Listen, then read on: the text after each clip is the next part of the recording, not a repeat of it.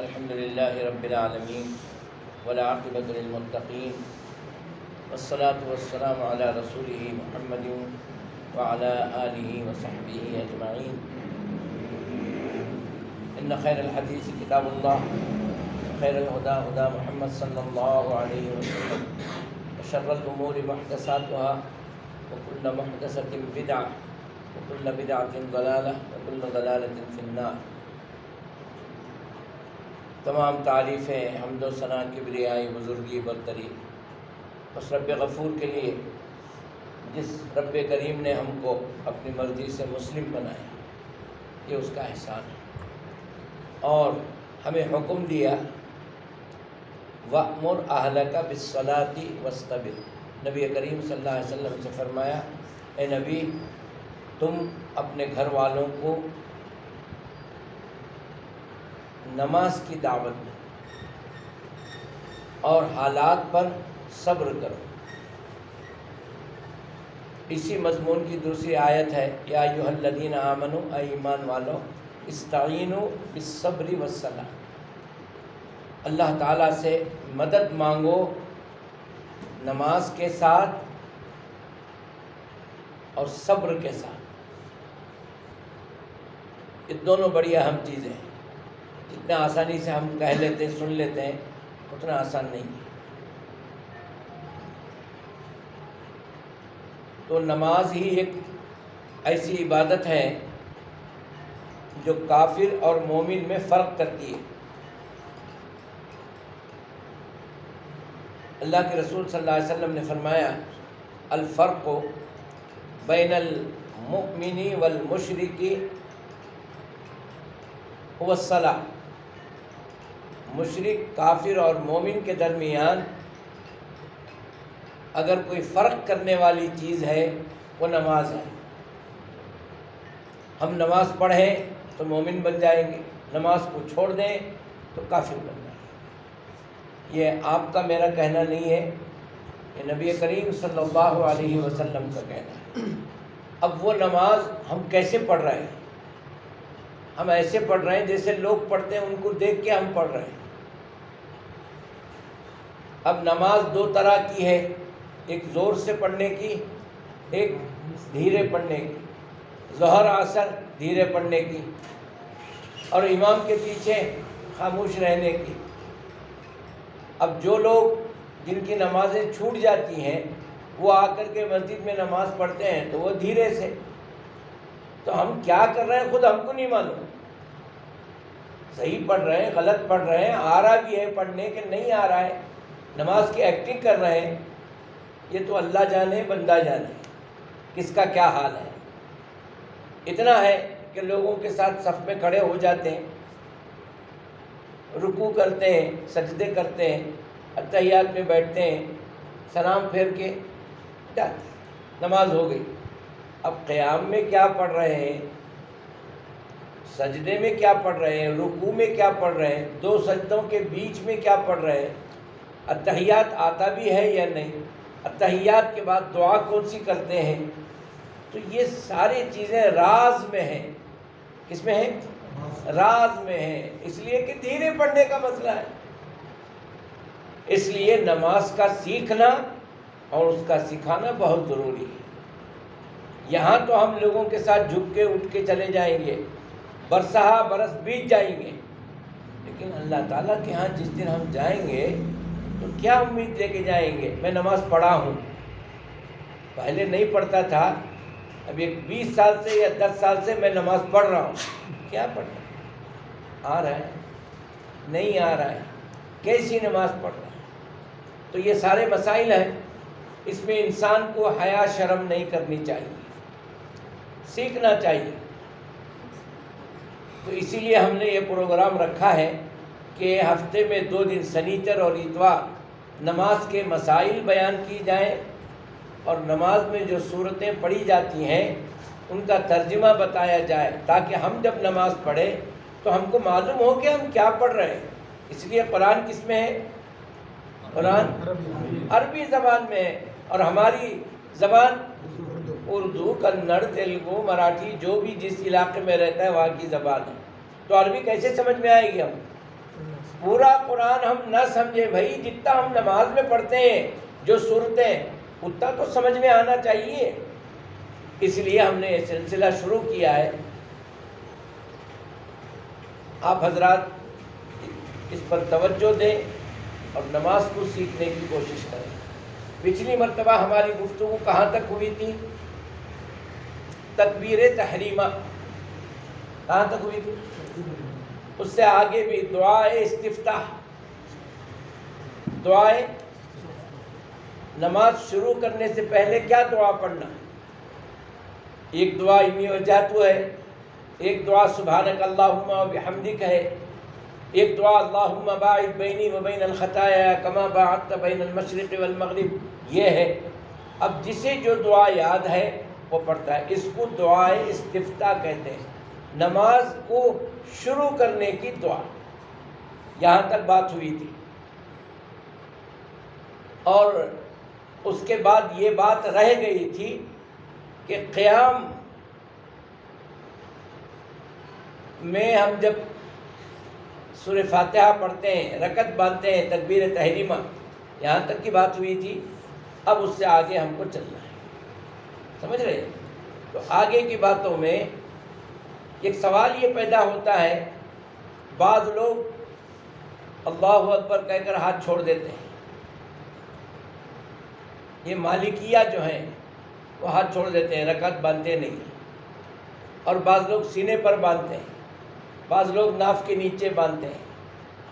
اب آدمیوں کا دماغ خراب ہوتا ہے کہ یہ کیا مسئلہ ہے؟ خدا ایک ہے، اللہ ایک، اللہ کا رسول ایک، قرآن ایک، اور نبی کی امت ایک، اور پھر یہ اتنا ڈفرنس کیوں ہے؟ کوئی ہاتھ چھوڑ کے نماز پڑھ رہا ہے، کوئی ہاتھ سینے پہ باندھ کے پڑھ رہا ہے، کوئی کہہ رہا ہے یہ عورتوں کا طریقہ ہے، کوئی کہہ رہا ہے ہاتھ نیچے باندھیں. صحیح ہے، سب صحیح ہے یا سب غلط ہے یا ایک صحیح ہے؟ کیا مسئلہ کیا ہے؟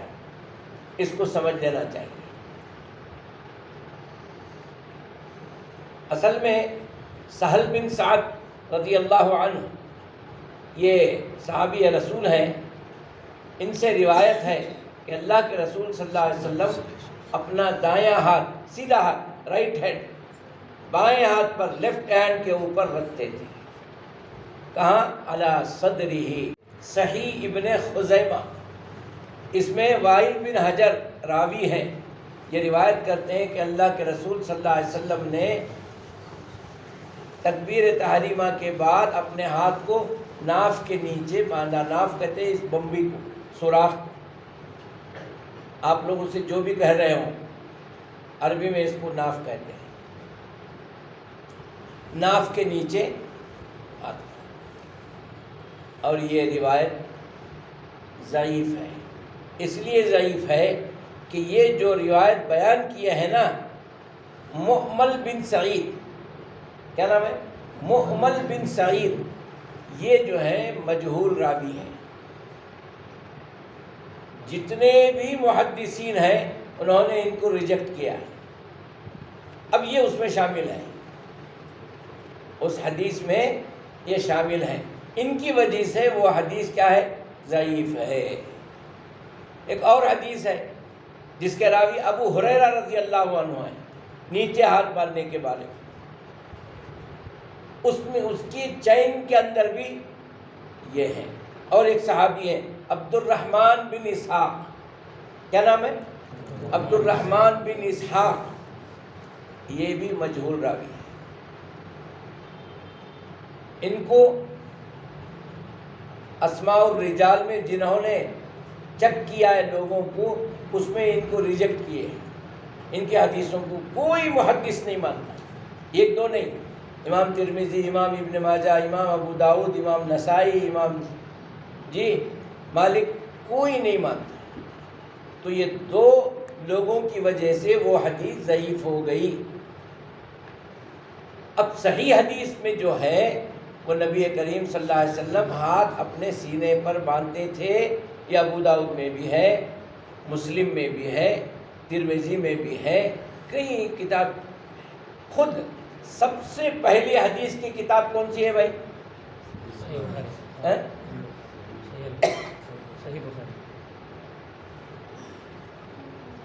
سب سے پہلے جو حدیث کی کتاب آئی وہ ہے موطا امام مالک، امام مالک رحمۃ اللہ علیہ کی موطا، سمجھ رہے؟ پہلی کتاب، تو اس میں انہوں نے باب باندھا ہے، ٹاپک لکھا ہے، کیا ہے؟ نماز میں دائیں ہاتھ کو بائیں ہاتھ کے اوپر رکھنا، یہ اسی نام سے باب باندھا ہے، اس کے نیچے حدیثیں آئی ہیں۔ اور مالکی لوگ کیا کرتے ہیں؟ ہاتھ باندھتے ہی نہیں، چھوڑ دیتے ہیں۔ امام خود جو ہے اپنی کتاب میں باب باندھے، اور ان کے فالوورز جو ہیں ہاتھ چھوڑتے ہیں۔ ایسا کیوں؟ اس کے پیچھے ایک راز ہے، وہ کیا ہے؟ امام مالک رحمۃ اللہ علیہ کو حکومت کی طرف سے قاضی مقرر کرنے کا آفر دیا گیا، حکومت آپ کو قاضی بنا رہی ہے۔ قاضی کا مطلب کیا ہوتا ہے؟ جج۔ آج کے زمانے میں جو جج ہوتا ہے، ڈسٹرکٹ جج، ہائی کورٹ جج، سپریم کورٹ جج، ہے نا، اس طرح عربی میں جج کو فیصلہ کرنے والے، قاضی کی بات پر، قاضی کی سزا پر گردن بھی اڑتی ہے، طلاق ہو جاتی ہے، نکاح ہو جاتے ہیں، خلا ہو جاتا ہے۔ جو بھی دین کا معاملہ کرنے والا جو جج ہوتا ہے اسے کیا کہتے ہیں؟ قاضی۔ تو یہ عہدہ آپ کو دیا گیا، انہوں نے اسے انکار کر دیا، مجھے نہیں کرنا ہے قاضی۔ تو بادشاہ کو غصہ آیا، حکومت کے طرف سے بادشاہ نے آپ کو قاضی بنانا چاہا، آپ اس کو ٹھکرا دیے، تو آپ نے حکومت کا احترام نہیں کیا، اس جرم میں آپ کے اوپر بہت سختی ہوئی، یہاں تک کہ آپ کے ساتھ مار پیٹ ہوئی، آپ کو کوڑے لگوائے گئے، اور اس وقت آپ کے ہاتھوں کو اتنی چوٹ آئی تھی کہ آپ ہاتھ اٹھا نہیں سکتے تھے۔ جب نماز پڑھتے تھے ہاتھ تو اٹھا نہیں سکتے تھے، اس لیے جیسے لوگ بیٹھ کے نماز پڑھتے ہیں ویسے آپ ہاتھ چھوڑ کے نماز پڑھتے تھے۔ یہ آپ کے لیے عذر تھا، ریزن تھا، لیکن لوگ بن گئے، کیا ہو گئے؟ لوگ بن گئے۔ اب ہم کو کس کی اتباع کرنا ہے؟ امام مالک کی یا نبی کریم صلی اللہ علیہ وسلم کی؟ تو نبی کریم صلی اللہ علیہ وسلم ہاتھ باندھتے تھے، وہ بھی سینے پر۔ دو روایتیں میں آپ کو سنایا نیچے ہاتھ باندھنے کی، وہ ضعیف ہیں۔ کیوں ضعیف ہیں؟ یہ دو آدمیوں کی وجہ سے، عبد الرحمن بن اسحاق، ایک یہ اور ایک محمل، ان کی وجہ سے۔ یہ دو لوگ ایسے ہیں جو مجہول ہیں، وہ حدیث ضعیف ہو گئی۔ جب صحیح حدیث موجود ہے تو ضعیف کیوں لیں گے بھائی؟ تازہ کھانا تیار ہے تو باسی کھائیں گے کیا؟ اچھے کپڑے موجود ہیں تو پھٹے پہنیں گے کیا؟ اس طرح تو یہ بات واضح طور پہ میں آپ کو سمجھا دیا کہ تکبیر تحریمہ کے بعد ہاتھ کہاں باندھنا ہے؟ جو لوگ کہتے ہیں یہ عورتوں کے لیے ہے، نماز ایک ہی ہے۔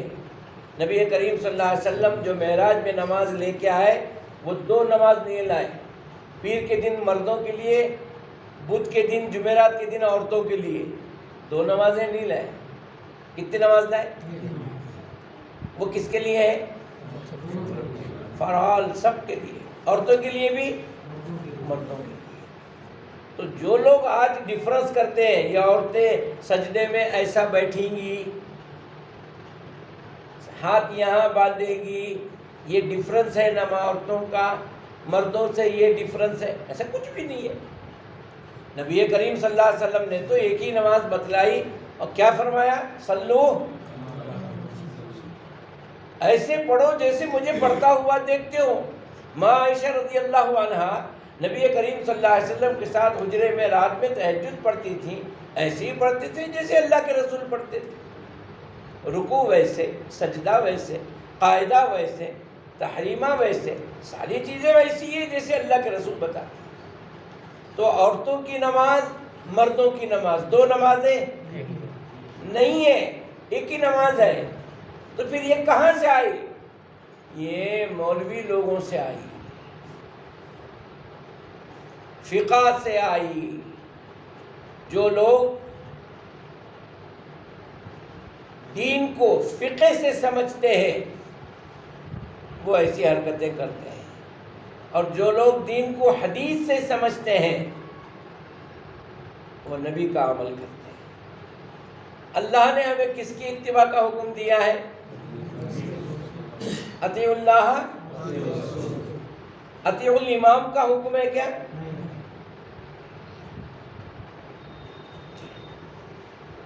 تو یہاں غلطی یہ ہو رہی ہے. اب ایک موٹا دماغ آدمی یہ سوچتا ہے جب ایسا ہے تو اتنے عالماں، اتنے مسجداں، اتنے سالہ سے، 1000 سال سے لوگاں جو حنفی طریقے سے پڑھتے آ رہے ہیں، وہ عالمہ سب بیکار، وہ ان کا علم سب بیکار، تمہیں ایک ہی کیسے ہی؟ اس کا کیا جواب ہے؟ کیا جواب ہے بھئی؟ اب ظاہر سی بات ہے حدیث پر عمل کرنے والے زیادہ ہیں کیا فقہ پر عمل کرنے والے حنفی لوگ زیادہ ہیں؟ زیادہ کون ہے؟ اگر میجارٹی دیکھنا ہے تو کافر و مشرک زیادہ ہیں کہ مسلمان زیادہ ہیں؟ تو میجارٹی ان کی ہے، تو پھر ہم بھی ویسی ہو جائیں. میجارٹی ہے نا. تو اسلام میں میجارٹی مائنارٹی نہیں دیکھی جاتی ہے، حق اور باطل. اے نبی آپ کہہ دیجئے قل جاء الحق وزهق الباطل، باطل کو جانا چاہیے، حق آئے گا. تو اس طرح سے اب اس کے بڑے ریزن ہیں، ایک تاریخ ہے اس کے پیچھے. میں آپ کو اتنا ہی بتا دیتا ہوں، نبی کریم صلی اللہ علیہ وسلم کے بعد دین جو ہے فقہ سے پھیلا ہندوستان میں، اکھنڈ بھارت میں. آج ہندوستان پاکستان بول رہے ہیں، پہلے سب ایک ہی تھا. کون کون سا ایک تھا؟ افغانستان بھی تھا، یہ سب ایک ہی تھا، اکھنڈ بھارت. سمجھ رہے ہیں؟ تو یہاں جو دین پھیلا وہ حدیثوں سے نہیں پھیلا، فقہ سے پھیلا. کیوں؟ حکومت تھی اس وقت کس کی؟ مسلمانوں کی. تو ان لوگوں نے ایسے قاضیوں کو مقرر کیے جو حنفی تھے، انہی کا فتویٰ چلتا تھا. بات سمجھ میں آپ کے؟ آج بھی آپ جس ڈاکٹر کے پاس دکھاتے ہیں وہ جو گولی لکھتا ہے، اگر ٹمکور میں آپ دکھائے، ٹمکور کا ڈاکٹر آپ کے لیے کوئی میڈیسن لکھتا ہے، یہ لے جا کر کے آپ ٹپٹور میں پوچھیں گے ملتی کیا؟ مینگلور میں جا کے پوچھیں گے، وہ ڈھونڈ کر کے بولتا ہے یہ کون لکھا، اس کے پاس ہی لے جاؤ. چالتی یہاں یہ ہے. دوسرے ڈاکٹر بھی لکھتے ہیں، جس کا سیل ہے وہ میڈیکل والے منگا کے رکھتے ہیں، اور جہاں وہ لکھتے ہی نہیں، ریپرزنٹیٹیو جو جاتے نہیں جہاں، وہاں وہ ٹیبلٹس ملتے نہیں.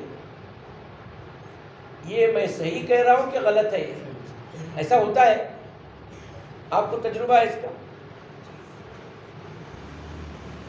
تو اسی طرح سے لوگوں کو حدیث کیا معلوم نہیں، فقہ، مفتی، قاضی، فتویٰ، اسی پہ چل.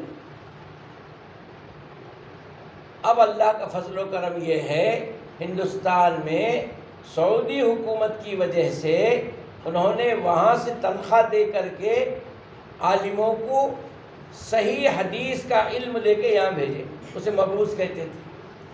اور یہاں کے لوگوں کو بلا کر وہاں پڑھا کر کے عالم بنا کر بھیجے، جسے ہم مدنی عالم کہتے ہیں. جو لوگ دارالعلوم دیوبند میں پڑھ کے نکلتے ہیں یا بریلی میں پڑھ کے نکلتے ہیں، فقہ پڑھ کے آتے ہیں، حدیث پڑھ کے نہیں آتے. کیا پڑھ کے آتے ہیں؟ فقہ. فقہ کون لکھے؟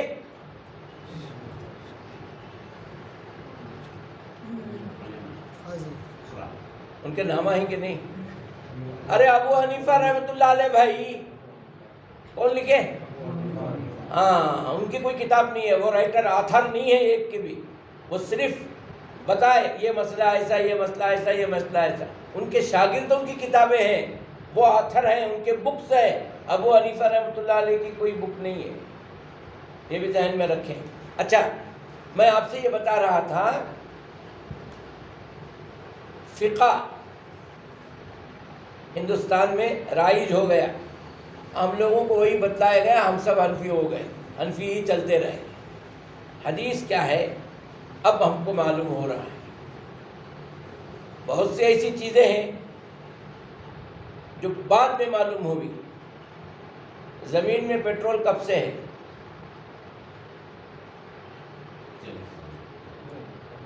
زمین میں کب سے ہے؟ جب سے دنیا بنی تب سے ہے. تم نہ کب معلوم ہوا؟ 100 سال پہلے. بس سمجھائی. اسی طرح سے احادیث موجود ہیں، آپ کو معلوم نہیں. اب آپ کے سمجھ میں آ رہا ہے، بات سمجھ میں آئی؟ تو ہم کو دین کس سے لینا ہے؟ نبی کریم صلی اللہ علیہ وسلم سے. وہ کہاں ملتا ہے؟ حدیث میں ملتا ہے. اچھا مجھے یہ بتائیے، ابو حنیفہ رحمۃ اللہ علیہ پہلے ہے کیا امام بخاری پہلے ہے؟ پہلے. اور امام بخاری 60 سال بعد. کتنے سال بعد؟ ابو حنیفہ کے انتقال کے 125 سال کے بعد امام بخاری پیدا ہوئے. کتنے؟ 125. ان کو جو حدیثیں ملی ابو حنیفہ رحمۃ اللہ علیہ کو، وہ حدیثیں لے کر کے مسئلے بنا کر کے ان کا انتقال بھی ہو گیا. اس کے 125 سال کے بعد امام بخاری رحمۃ اللہ علیہ عالم ہو کر کے یہ حدیثیں جو ہر طرح کی نگیٹو پازیٹو سب ملی ہوئی ہیں، ان کو انہوں نے چھانٹا. اور وہ اکیلے نہیں تھے، امام مسلم، امام ترمذی، ابن ماجہ، جی مسند عبدالرزاق، کوئی محدث نکلے، انہوں نے حدیثوں کو چھانٹا. کس کی بنیاد پر؟ آدمیوں کی بنیاد پر. نبی کے زمانے میں کیا تھا؟ اللہ کے نبی ارشاد فرماتے تھے، صحابہ سن لیتے تھے ڈائریکٹ. اور ہمارا پرابلم کیا ہے؟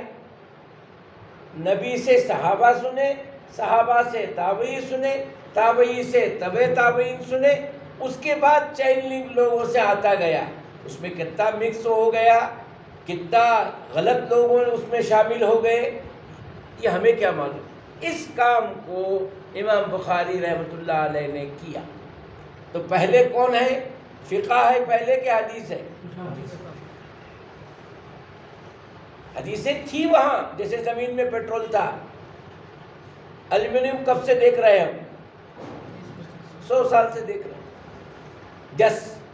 جس کے برتن، اس سے پہلے الومینیم زمین میں ہے کہ نہیں؟ ہم نہ معلوم نہیں تھا. احادیث تھیں، صحیح کون سی، غلط کون سی، ضعیف کون سی، حسن کون سی، ہم کو نہیں معلوم. یہ کام محدثین نے کیا. سمجھ رہے ہیں؟ تو بات ہو رہی تھی ہماری ہاتھ کہاں باندھنے کی؟ سینے پر باندھنے کی. یہ نبی کا عمل ہے. کیسے معلوم؟ حدیثوں میں موجود ہے. اب چھانے ہوئے حدیثیں ہیں. پہلے کیا تھا؟ تمہارے بچپنے میں چاول ملتے تھے، اس میں کیا کیا رہتا تھا؟ کنکر، دھان، التھی، گیہوں سب رہتے تھے. بیٹھ کو چنتے تھے، چن کو نہیں پکائے تو یجمان آپ کو باسن پھٹ کو مارتے تھے. کنکرے ہی رہیں گے، کیا پکی سو. آج جھلڈی میں صاف ہو کر آ رہے، تھیلا کاٹو دیر میں کنکر ہے کیا؟ کیونکہ چھنا چھنایا آ رہا ہے. ہمارے لیے احادیث جو ہے چھن کر کے آ گئی ہیں. آج کوئی پرابلم نہیں. اس زمانے میں پرابلم تھا. نبی کے بعد لوگوں نے جس کے دل میں جو آیا، یہ حدیث میں بھی سن کو ہوں، میں بھی سن کو ہوں، انہیں بھی سن کو ہے، انہیں بھی سن کو، سب بولے. اب اس کے اندر یہودیوں نے بھی اپنی کاریگری بتا دی. مجھے بھی معلوم ہے، وہ بھی عربی میں چھوڑ دیا ہے. اب وہ حدیث کے نام پر سب چالتی میں آ گئے. کب تک چالتی میں آئے؟ امام بخاری رحمۃ اللہ علیہ، امام مسلم رحمۃ اللہ علیہ آ کر کے یہ چھاننے تک وہی چلتا رہا. اب بیچارے ابو حنیفہ رحمۃ اللہ علیہ کنکر والے چاول کے زمانے میں تھے، جو حدیثیں چھنی نہیں گئی تھی اس وقت انہوں نے فقہ بنایا تو ضعیف حدیثیں آ گئی، ان کا بھی قصور نہیں۔ سمجھ میں آیا؟ پہلے کیا طبی ہوندے، ٹیلر کو پکڑ کو مار کو طبی، عید کے دن اب آدھے گھنٹے میں نماز کھڑ رہی ہے تو کپڑے لے کو جاتے تھے ٹیلر کے پاس جھگڑے کر، صحیح نہیں؟ اور آج نہیں، ریڈی میڈ، اندر گئے کپڑے پہن لیے، وہ کپڑے کاٹ کو کور میں ڈالے، پیسے بل پے کر کو آ گئے سیدھا عیدگاہ، آدھے گھنٹے میں۔ سمجھ رہے؟ تو ایسا زمانے کے ساتھ ساتھ حالات بدل گئے۔ اچھا، یہ تھی باتیں سمجھانے کی، میں آپ کو سمجھا دیا۔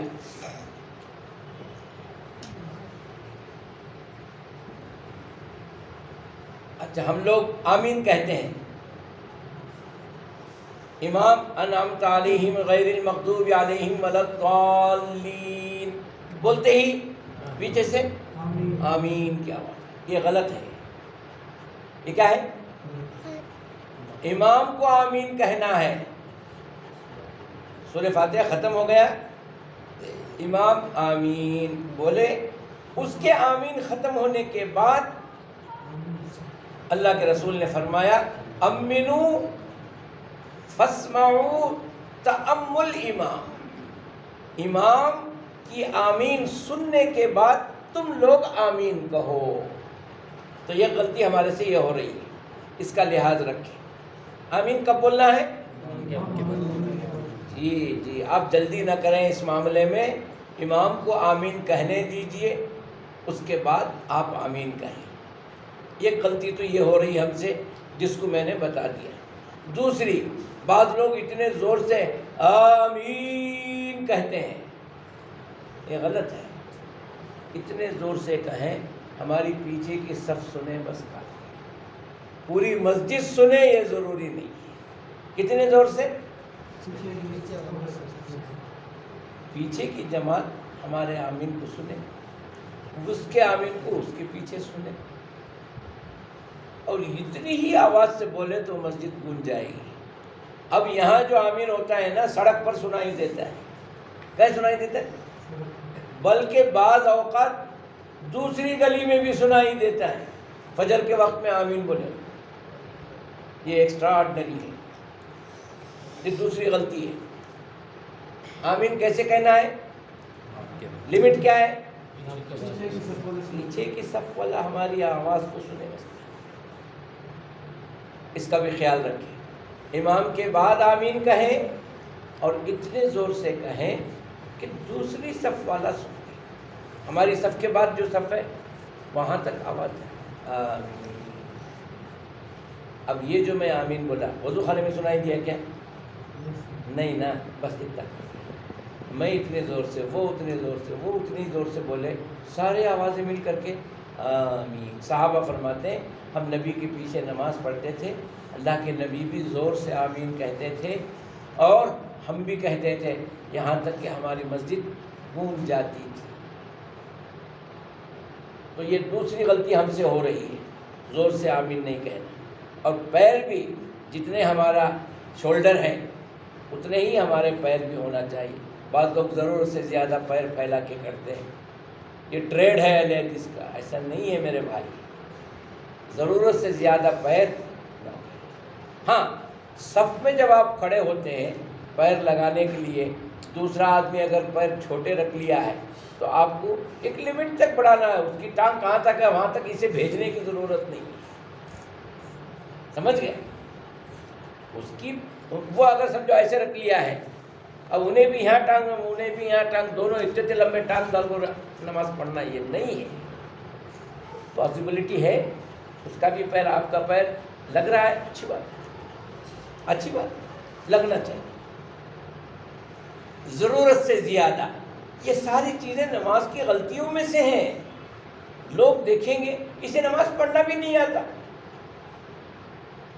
تو یہ چیزیں ہیں، ان کی اصلاح ہو جانی چاہیے۔ اس کے بعد نماز میں ہم قرأت کرتے ہیں، کبھی ایسا ہوتا ہے پہلی رکعت میں امام صاحب قل واللہ احد پڑھ دی، قل اعوذ برب الناس پڑھ دی، اور دوسری صورت میں قل واللہ احد پڑھے، پیچھے لوگ شروع ہو گئے کیا جی اتنا نماز پڑھانے آتا نہیں، پہلی رکعت میں سورہ ناس پڑھ ڈال کو، الٹا ہے نا جی، پیچھے پھر تمہیں ہوتا نہیں ایسا؟ ایسا کچھ نہیں ہے۔ قرآن کی جو ترتیب ہے نا، یہ ترتیب اللہ کی نہیں ہے۔ قرآن کو کس نے جمع کیا؟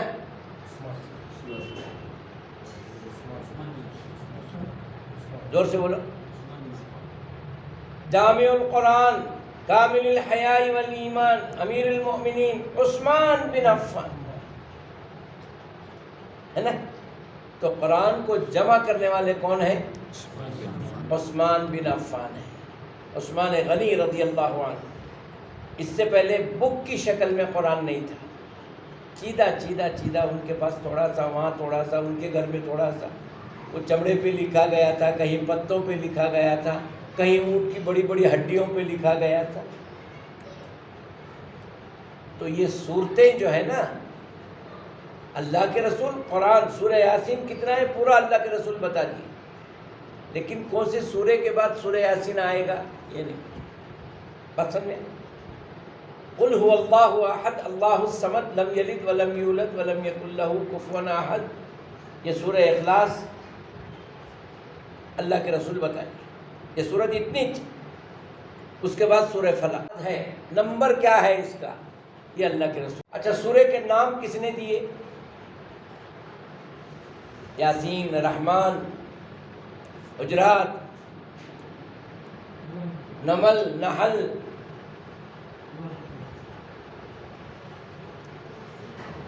یہ نبی کریم صلی اللہ علیہ وسلم کے بعد میں جنہوں نے قرآن کو جمع کیا، انہوں نے دیکھا کہ اس سورے کے اندر سورہ نحل کا ذکر ہے۔ نحل کسے کہتے ہیں؟ شہد،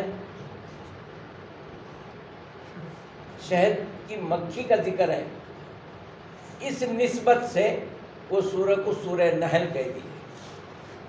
جس سورے میں چونٹی کا ذکر ہے وہ سورے کو سورہ نمل بولتی ہے، جس سورت میں گائے کا ذکر ہے اس سورے کو سورہ بقر بولتی ہے۔